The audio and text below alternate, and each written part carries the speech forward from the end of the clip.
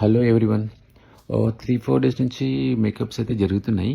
ఈరోజు మా students sir మాకు ఏదైనా ఐ మేకప్ డిఫరెంట్గా చూపించండి అంటే డిఫరెంట్గా అంటే మనకి కట్ క్రీజ్ ఐ మేకప్ గురించి ఎక్స్ప్లెయిన్ చేశాను.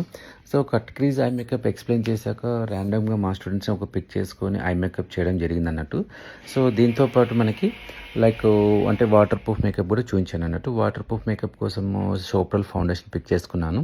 సో ఈ వాటర్ ప్రూఫ్ మేకప్ అనేది మనకి లాంగ్ లాస్టింగ్ ఉండడం కోసం హల్దీ టైంలో కానీ పోర్ట్ఫోలియో షూట్స్ ఉన్నప్పుడు ఇలాంటి టైంలో యూజ్ చేస్తుంటాము. సో ప్రాపర్లీగా ఫౌండేషన్ అయితే అప్లై చేశాను. నెక్స్ట్ ఆల్మోస్ట్ కంప్లీట్ అయిపోయింది. సో ఫినిషింగ్ టచ్ కోసం బ్లష్ కూడా చేశాను. సో ఒకసారి వాటర్ పోసి కూడా చూద్దాము. సో చూసారు కదా, మనకి వాటర్ పోసినా కూడా ఎక్కడ డిస్టర్బ్ అవ్వలేదు మేకప్ అనేది. సో ఇదే కట్ క్రీజ్ ఐ మేకప్ కూడా మా స్టూడెంట్స్కి ప్రాక్టీస్ ఇస్తామన్నట్టు. సో చూద్దాం నెక్స్ట్ వీళ్ళు ఎలా చేస్తారో.